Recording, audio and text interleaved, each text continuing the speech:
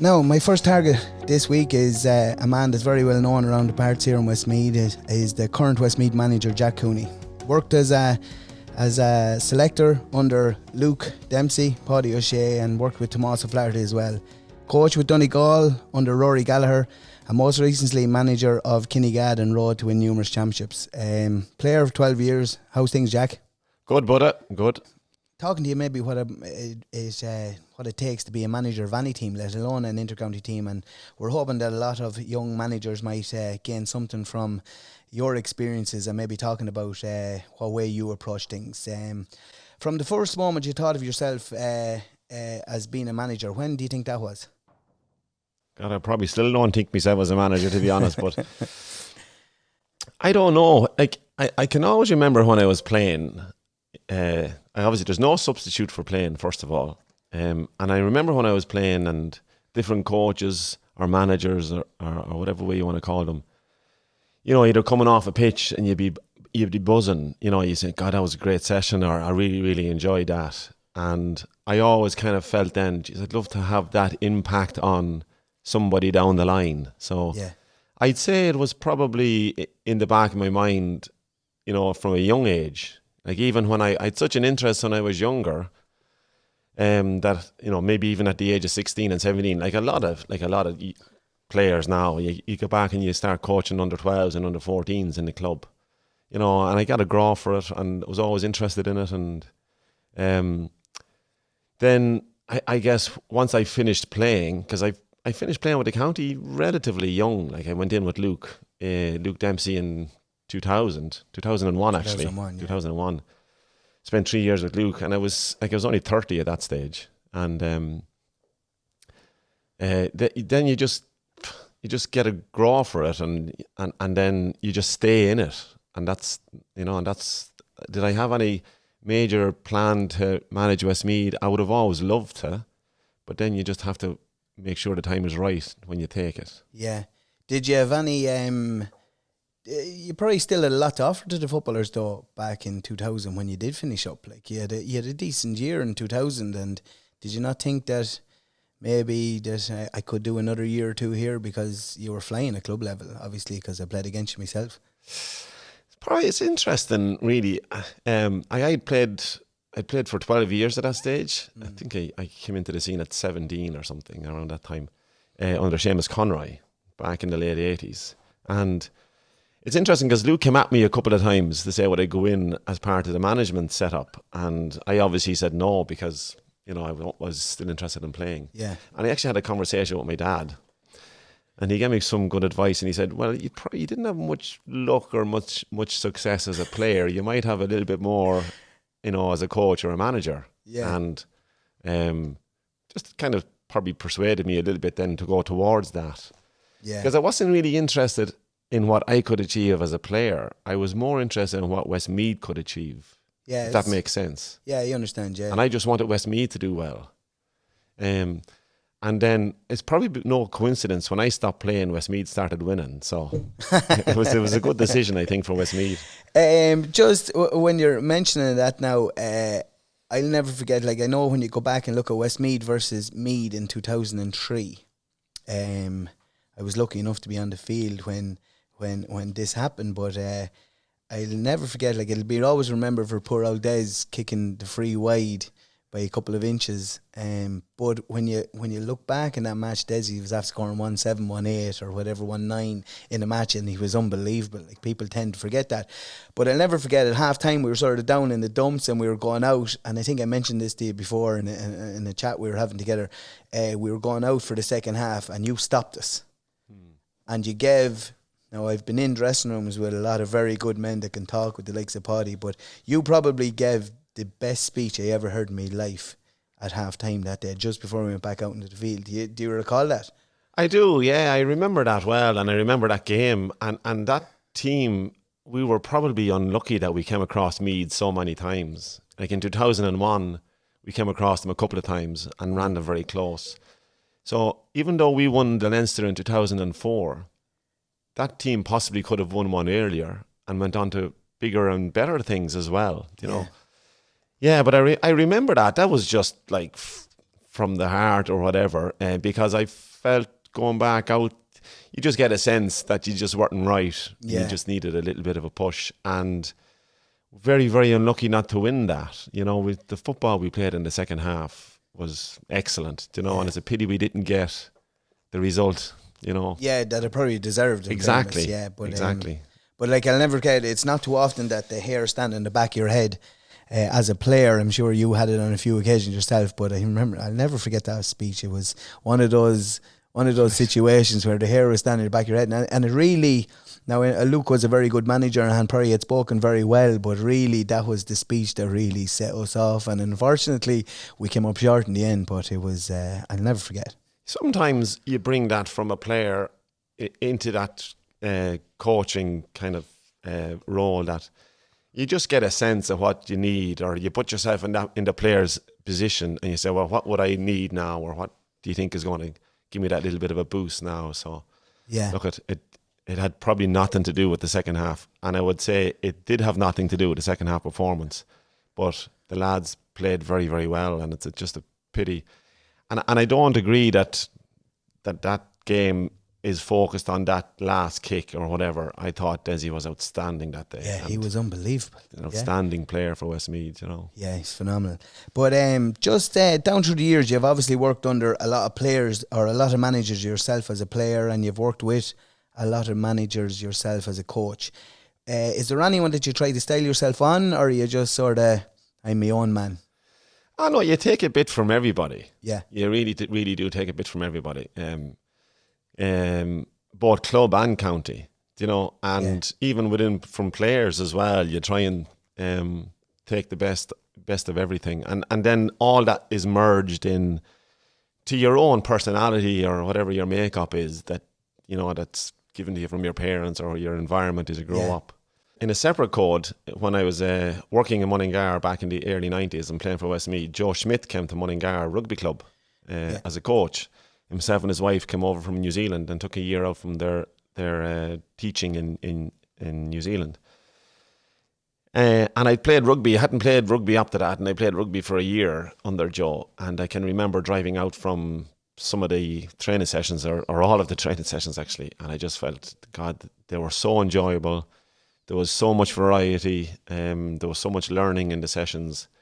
And Joe, even back then he would have had a big impact on me back then. Yeah. Just in terms of how he made a player feel on a pitch, or how he made a player perform or whatever on the pitch. So that then combined with Matty Kerrigan, obviously been around with Barney Rock after that, Brendan Lowry, brilliant manager, and then got involved in Luke for 3 years, and obviously then Paddy and Tomas.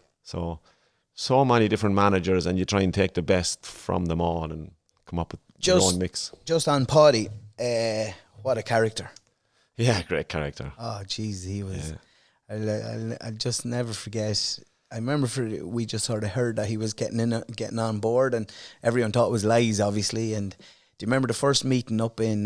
We opened up a pitch. We played Dublin, up in Dublin. Sure, he was like up in Temple Oak. He was like a television star coming in. It actually made the 6-1 news. Yeah, didn't it? Yeah, it got one of the headlines. Unbelievable. But in terms of himself, like, he was some man to give a speech.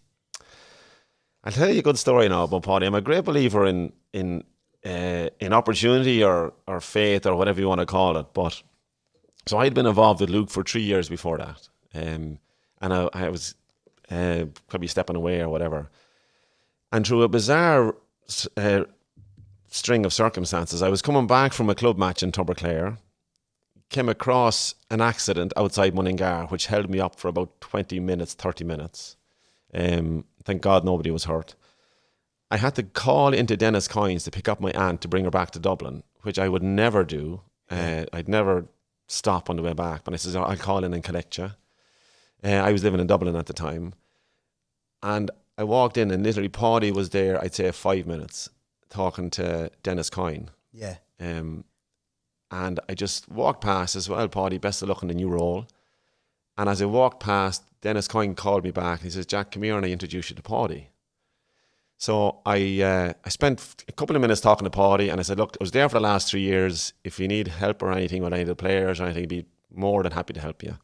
Yeah. And then I walked down to pick up my aunt Mary, and she was down the other end of the counter waving up at me, saying, "Do you see Paddy?"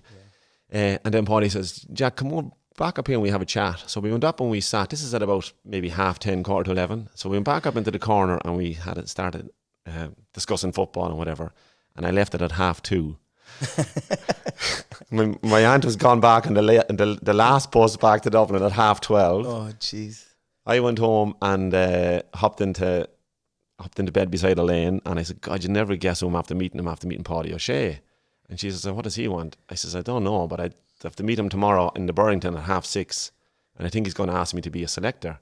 And she says, "I don't care what you do as long as you let me go to sleep."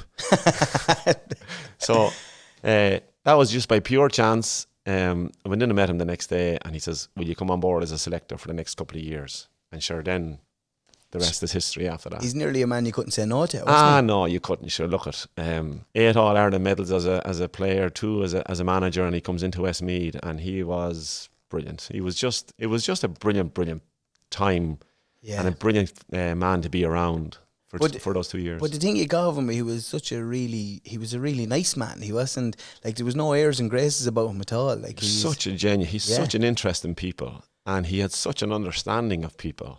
And it was just brilliant to watch him, coming up the championships or up the championship games or important games, and you could just see him, just starting his magic, and he start reeling in players, and start getting them ready to get the best out of them. Yeah, used to love when he bring you away for a one-on-one chat, and you knew you were important. Yeah, and I think everyone sort of got one of those every couple of weeks, but I think he put his arm around Dennis more than anyone else, because Dennis was so young probably compared to all the rest of us. But yeah, he had just a great sense of people.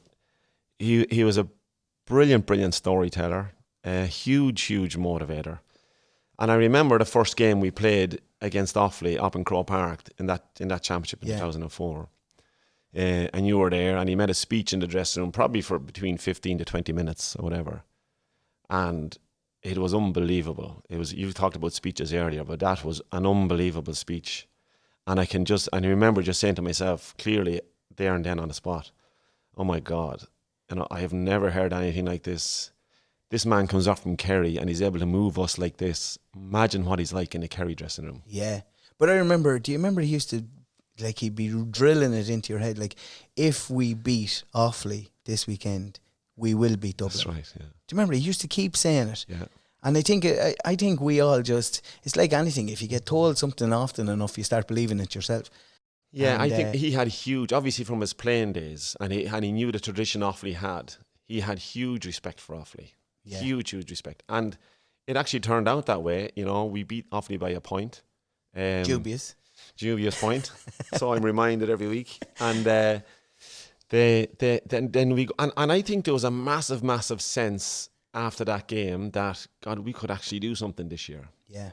And what was also very, very important that year as well, like Tomás O'Flaherty, a great man. Like the amount of work he did for Westmeath was phenomenal. But I was very, very lucky that I spent a lot of time in the company of Paddy Collins. Yeah. Now, Paddy Collins was a selector back that time, which was another shrewd move by Paddy to ask the county secretary to be a selector. And Paddy is such an intelligent man, such a smart, intelligent man. And I spent so much time with him, travelling up and down to the games on the bus, chatting to him. Yeah. And he said, now he had refereed All-Ireland finals, numerous All-Ireland finals. And I can actually remember him saying before the Offaly match, "God, any team who trains as hard as that deserves to win something." And for him to say that, the penny kind of dropped with me as well, saying, well, this guy has an idea what it takes. Yeah. Absolutely. And I think all of these little things started just coming together in that summer.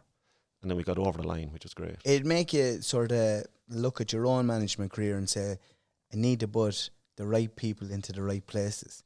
Like, because Paddy, like, in fairness, you're saying Paddy Collins. Paddy was a man of minimal words, but anything that he did say made an awful lot of sense.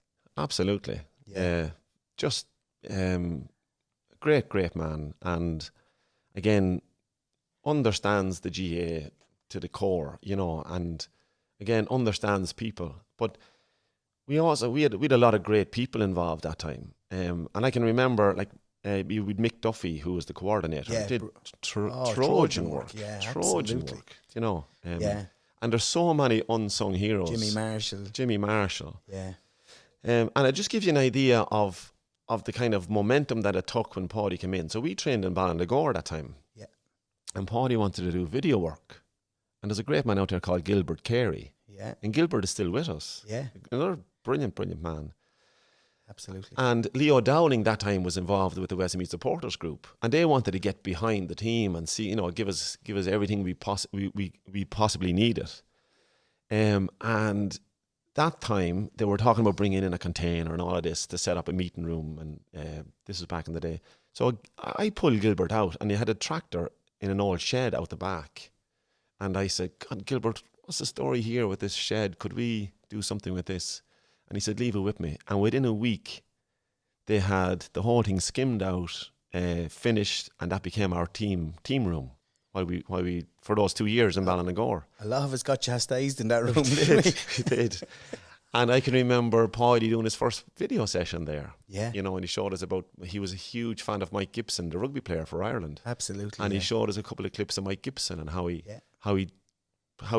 played the game, how he thought about the game, and so on. And like, even though, and this is the same in every club in every county in Ireland, the team that goes on the pitch, obviously they perform, but the amount of work that goes on in the background by all those unsung heroes, has to be acknowledged. Absolutely. Now we'll just go back to we're after taking a bit of a stretch there, a diversion away from where we were going. But just your first management gig, Jack. Where was that, or how did you get on at, or have you any input from that job that you had? Well, I was involved with Lucas saying for those 3 years, and then Paddy for 2, and then I went away then, and I wanted to rather than coaching teams the way I had been coached or prepared, which was nothing wrong with it whatsoever. I wanted to go off and learn how to probably be more scientific about it, prepare the team. So I went off and I studied a sports science degree part-time. And then I ended up coaching Kinnegad. So I took over Kinnegad in, I think it was 2010. And you made it a very unenjoyable year for me because you got relegated from senior to intermediate. I came in halfway through that year because of the way things worked out in the club. And it was such a learning curve, because we got relegated, I think, and we were well up with a few minutes to go, and we were beaten in the end, thanks to yourself. You're welcome. And it was brilliant because, and I've said this story a few times. We played GC on a Sunday or whatever, and on the Wednesday, my wife Elaine rang me. And she says, "Where are you now?" And I says, "Well, I'm in Dublin. I'm on the way home from work." And she says, "Don't come home now in the same form that you came home in the last 2 days. If you are, you might as well stay away." Which was great. She said, "You lost a game of football. Now what are you going to do about it? Stop feeling sorry for yourself." And it was just a great bolt out of the blue. And I says, "Right, she's so right, so practical." I rang the chairman on the way home, and I says, "Right, what are we going to do about this?" I says, "We're going to invest in a gym." And within 2 weeks, we had the lads back in the gym preparing to win the intermediate championship the following year, which we won. And I guess what that meant to me then, my first role is, you don't take anything for granted. No, exactly, yeah. And it's all about hard work. But it just goes to show, like, we went into that game and that relegation game, and we had Joe Giles, who was a very good friend of yours and a club mate, and worked with you with a few teams with Kinnegad, and he was managing us. And I'll never forget the week leading up to that. He was distraught. He was a broken man going into that match. And we just took it over ourselves, really, and said, "Listen, we can't expect this man to roar and shout and bring us through this match." But he reckons, and talking to him since, and you probably reckon yourself, it's probably the best thing that ever happened Kinnegad. It got the show back on the road and really progressed the club. Yeah, a couple of things on that game. Joe's a brilliant fella, absolute top-notch fella. And I can actually remember he sprinted down the tunnel the minute the final whistle went. Yeah. Sprinted. He's such a proud Kinnegad man. But what it did, there's a couple of things that I learned from that. My experience from that is, when teams are going very, very well, there's a huge wave of energy behind them, and so many people offer volunteering their services to, and their work to keep the thing going. Yeah. But on the opposite end of the scale, likewise, when a team like we did got relegated that time, the amount of people that came up that wanted to do something, again, it almost had the same effect as winning a championship, if you understand what I mean. Yeah, I get you, yeah. The amount of people says, right, what are we going to do? Everybody rolled up their sleeves. Yeah. And said, we need to get back up senior. Yeah. And that's what happened. And everybody, the whole way around the club, everybody had an input and everybody worked hard. And as you say, that probably was probably a defining moment then for the club, yeah. Jack, this inter-county season is obviously different upon most, but when you took up the reins as Westmeath senior football manager in your first year, can you describe your initial thoughts on how you began preparing for that season?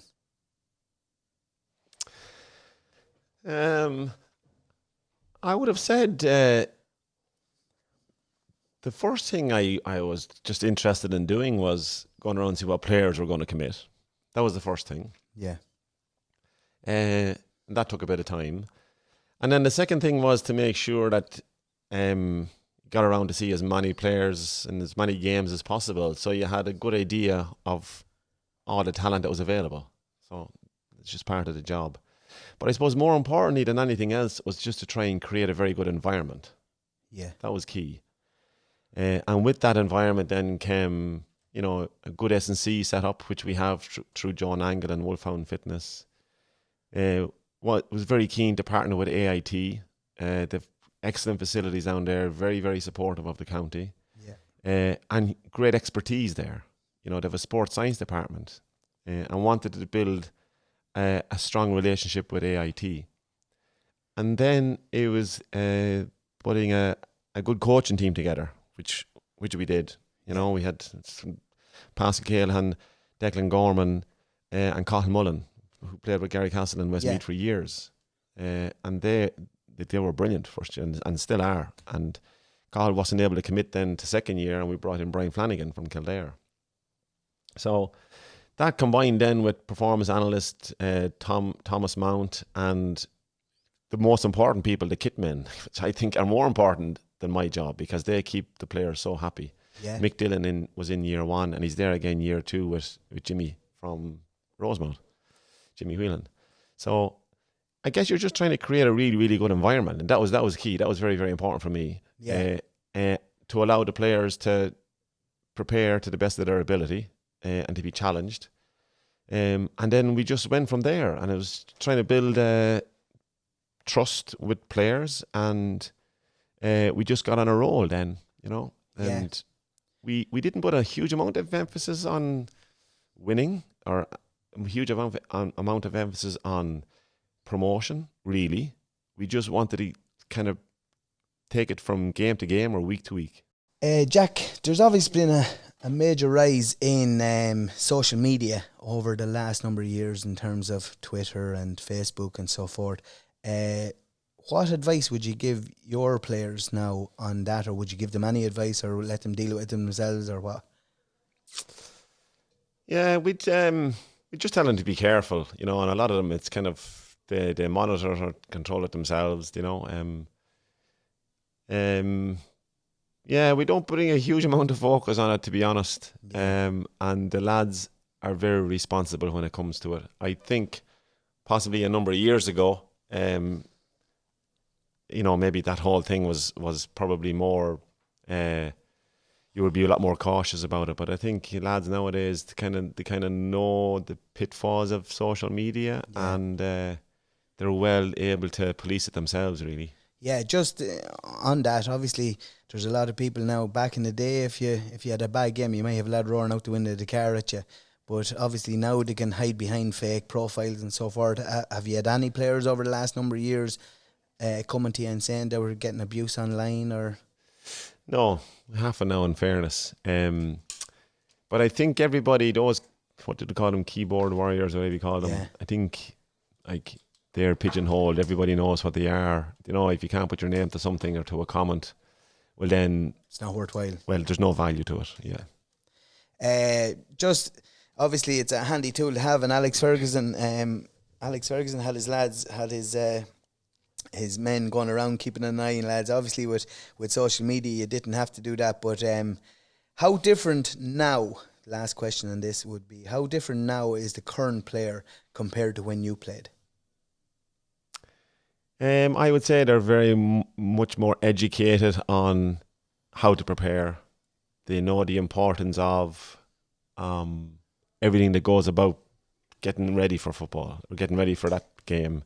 You know, because you have so many other things involved now: S&C, nutrition, performance analyst, and everything. So they've an awful lot more to consider, and therefore I think they're a lot more informed. And I think as well that they're much more confident in expressing their opinion, which is important, you know, because they take ownership at the end of the day. So I think there's this push towards a kind of a player-led, player-owned kind of a setup, you know, which if the players are able and ready for it, you know, that's what you want. That's what all these top teams, you know, they're pushing that way, you know, in even in GA and in other sports. So I would say compared to me now compared to me, it's preparation is at a completely different level, and there are so many different varieties or variables involved in the preparation for players. Jack, just looking at obviously the attributes of a coach looking at a player pushing himself. You've obviously trained and coached an awful lot of players down through the years, like of Desi, Dennis, Flan, you have Michael Murphy, Ryan McHugh, Niall McNamee. Who, in your opinion, is the best player that you've ever coached? And bringing in the whole package, the best attributes of training, and so forth. Would you be willing to answer that question? There's only one answer to that, and it's you.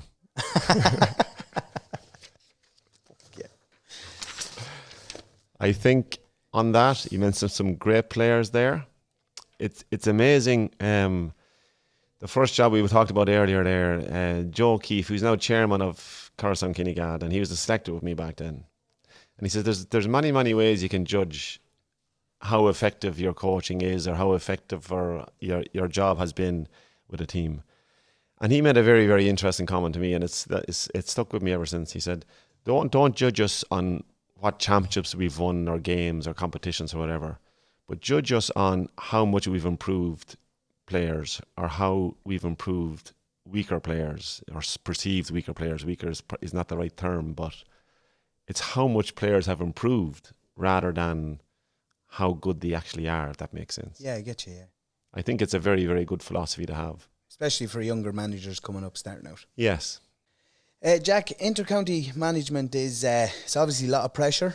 Everyone sort of, you're in, obviously putting your personal life on online as well, and obviously your family and everything like that have to deal with a lot of the pressure along with you. But how do you deal with these type of pressures?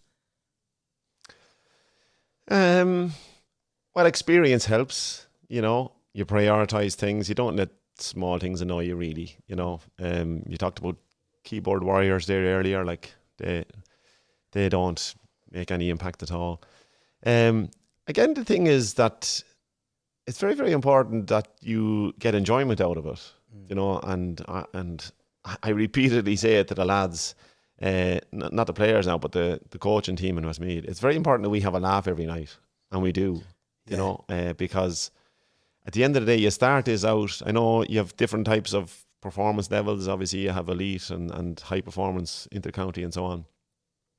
At the same time, there has to be enjoyment in it. Yeah. And that's what I try to get, that balance. Always see the funny side. Try and get a laugh. You know, and it's important that those people are around you. And that's important. And then that you just have to make time for everything else. You know, that obviously, like I said earlier, balance, work-life balance or sport-life balance, whatever it is very, very, very important. And then you just need to identify when you need to go at it hard. And when you need to go at it hard, you need to be tuned into it. Yeah, obviously I know Elaine, and I wouldn't know your kids too well, but I know Elaine. I know how understanding she would have to be to be living with someone that's an intercounty manager. But on game days, what sort of person are you at home before them and after them? I probably say that I'm the same person, that I don't really change a whole lot, but Elaine, the kids would probably tell you completely different. I suppose you just go into your own little headspace and try and have a bit of clarity about what you want to do on the day, or make sure that preparations are going okay. And yeah, I don't really know if I change a whole lot. Obviously, if you lose a game, you're very deep in thought on reflecting on the game or the performance or whatever it is, and how can you improve and how can you get better. But you probably never switch off. You probably never really switch off. Maybe that's a question for Elaine more than yourself, is it? Yes, yeah. Just in terms of picking a team now, would you contemplate the team over and over in your head yourself, or would you sort of leave it to when you meet up with your management team and then go through it, or would it be always in your head, I should play him there or I should try him here? Or yeah, you'd be always tricking around with the team. Never make a decision on my own, really. Everything is consulted. I consider it a management team. It's a team approach. And then you're always looking at players. Like if a player maybe hit a little bit of bad form, you might just try and do something different with that player. Maybe change a position just to try and get the most out of it. Yeah, maybe change it up, or maybe get some sort of a catalyst or a spark or something going, and something might just happen to them, and then they find their form again. So you're always looking for these little things. Yeah, but it's constantly. I'd be always constantly kind of think of the player, and see, well, how would this player work here, and how would that player work there, and try and get as many answers as you can on the training pitch rather than on the actual game day. Yeah, the next question I have for you is just it's something I sort of went through myself when I was managing Thurles Pass, and we got to a couple of county finals, and he ended up having to drop a player. The same person actually got dropped from the team both years. Played the semi-final, ended up picking the team, and he didn't start semi-final. And before I took over Thurles Pass, he was a really good friend, and I felt fierce bad going to them and telling them. Would that be something that would you feel guilt, or would you always tell the player before the team meeting that they're not starting tonight or that weekend, or would you just leave it till the meeting and let them take it on the chin? You try to not drop a bombshell in a team meeting or anything like that, out of respect. And and a lot of it is just ongoing communication with the players and feedback to the players, because you're constantly looking for that improvement all the time, So a lot of it is, the big thing now, is just trying to build a really good relationship with players, that there's openness and honesty there and so on, to as good extent as you can have, know. And look, you can only, at the end of the day, you can only pick 15. And at the end of the day, you can only pick your match day panel. And these are the decisions that you have to make. Yeah. And you just have to go with your decisions. But the important thing is that you make as good informed decision as possible. Yeah. Just on that, obviously, activities outside of GA are a big thing, and you're obviously still in decent enough shape yourself. You do a good bit of training. Would you do much training on a weekly basis, or on a personal point of view? Yeah, well, look, I just like, sweat up is good for clearing the head, and I kind of always enjoy that, and try and keep in decent shape. We're going to Wolfhound there with Joe and Katie, and they have a great setup there, and it's as much, I always like training with a group, so I like going in there and doing the classes and stuff. And any other interests like golf, or used to play a good bit of golf. You were a good singer back in the day, Jack. Remember a few nights we were out, as party piece. Yeah. Played golf, before, and had a flair for it, but don't play it at all now, really. Because can nearly always, if I have a bag on my shoulder going out the door, I'm probably heading to a football pitch, in some shape or form. So that's just where it's at for me at the moment, and doing a little bit of study and that sort of crack as well.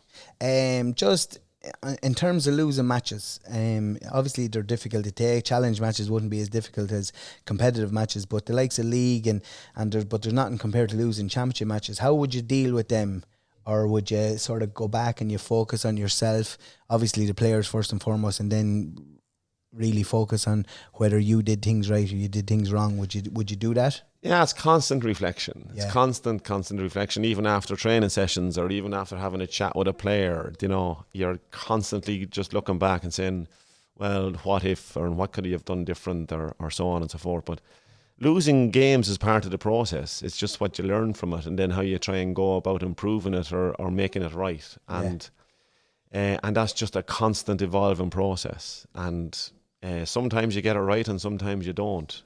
It's just how you go about it, really, to be honest. Yeah. That's obviously the way to do it. It's tough. It's tough to take, but at the same time, you have to learn from your losses. Well, Yeah, exactly. Yeah, and at the end of the day, you know, we're involved in an amateur sport. You know, we all took it up because we loved it and we enjoyed it, and it's very important that you don't lose sight of that either. Yeah, You know? exactly. Would you pay much attention to the media or even the general public if they criticise your team or things like that, or would you sort of let that flow off your back and so be it? I wouldn't be picking it up every day, you know, and there'd be some sources that you just wouldn't probably go near either, you know. So I think it's very, very important that you're just pretty sure in your own head what you want, you know, and what you're trying to create and what you're going after, and then try and be as informed as possible, you know, and properly informed and accurately informed. Right, Jack, just coming to an end of our interview here now, but apart from Westmeath, is there any other sporting team that you would like to manage? Oh, God. Different sport or anything, obviously, we won't go with GA. Never really thought of that, actually. Actually, I have a huge fondness for rugby. Really, really like rugby. Because I'm played a wee bit of it there back in the day. So imagine being a fly in the wall in the All Black setup. That'd be pretty amazing, wouldn't it? Unbelievable. Yeah. Imagine being a fly in the wall in the Irish setup. That'd be pretty amazing too. So, I love the way rugby teams prepare, and I love their attitude is just real, all about giving it everything and don't leave anything inside you. And I like the way the game is formed and structured. Like it's 15 against 15. You're trying to get across the gain line. So there's that real teamness about it, or togetherness about how to play. Yeah, it's amazing how, if you look at, say, Leinster, Munster, Connacht, Ulster, how much rivalry there is there, but then how much respect they have for one another when they all join in with the Irish squad. Yeah. It's just like you see a few of them documentaries and you look at them and go, Jesus, like if that was us joining up with the Offaly lads, should there be war? Yeah, and I think a lot of it goes back as well to when, you know, I always loved the it's called the Six Nations now. Yeah. You know, right back, going back when I was a young fella, you know, in springtime, I used to love watching those. It just really got the blood boiling, or really got you up for it. And I suppose I've carried that through then, you know, and rugby has exploded, you know, particularly at international level and so on, and they've been so successful over the last few years that, that's probably one team it's a game or a team I'd love to be really, really involved in, would be rugby. Yeah. Just in terms of reading books, would you have any books that you would you'd like to advise young budding managers coming up to maybe to have a read of, that they would learn stuff off? Yeah, there's one book is from Wade Gilbert. It's called Coaching Better Every Season. It's a really, really good book, and it's very well written, and it outlines the thought process from start to finish, which is excellent.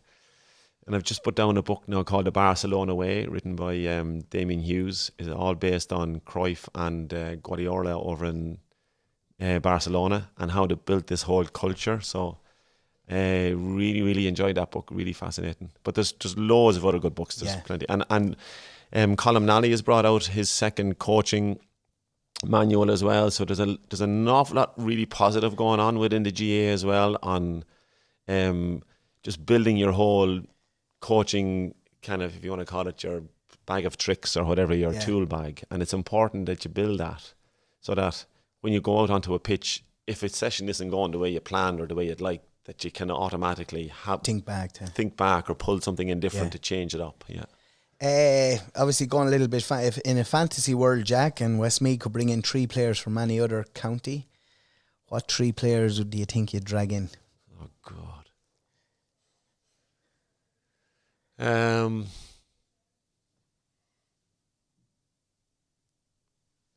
Okay, here we go. You'd love to have David Clifford in. You know, really, really Yeah, he's all right, isn't he? fabulous player. I think Ryan McHugh is a fabulous player. Michael Murphy, fabulous player. Then you have half the Dublin team. Yeah, there's so It's a many. tough players. question. There's Massive, just so many lads huge, out there that huge, could. and, you know, I mentioned 3 or 4 there, but you could throw another 60 or 70 on top of that easily. Yeah, there's some fantastic footballers, isn't there? Just your favourite journalist, commentator? Have you anyone in mind that you'd have a lot of respect for? Present company excluded. Thanks, Jack. Really enjoy the local journalists here. You know, there's Damien Maher and we've Jerry Buckley, you know, Yeah. and we have Paul Donovan. So built up a good rapport with them over the last few years. So really enjoy reading their reports on the local newspapers. Yeah. Yeah. And just final question. It's a bit of a stickler and see what way you come out with. Drawn game, All-Ireland final, you're after beating Dublin and you go the whole way to the All-Ireland final and we'll bring back a few of the older players. But a free 30 yards out straight in front of the goals and you have a choice between Ger, Heaven, Desi Dolan and Dennis Glennon to take the free. Who would you give the ball to? I'd give it to you, Buddha. No, I'm not even there. I'm not even there. Don't sit in the fence, Jack. That is who would I'd pull the 3 of them in together in a little huddle and say, boys, you decide who's kicking this free, because I would trust all 3 of them. Yeah, no, good decision. Jack, thanks very much for taking the time out today to give us a rundown on your managerial career, and thank you for joining us. And we would like to thank our main sponsor, Medell Healthcare, and the Annabrook Hotel for the kind sponsorship of the location here this morning. Thanks, Jack. Thanks, Buddha.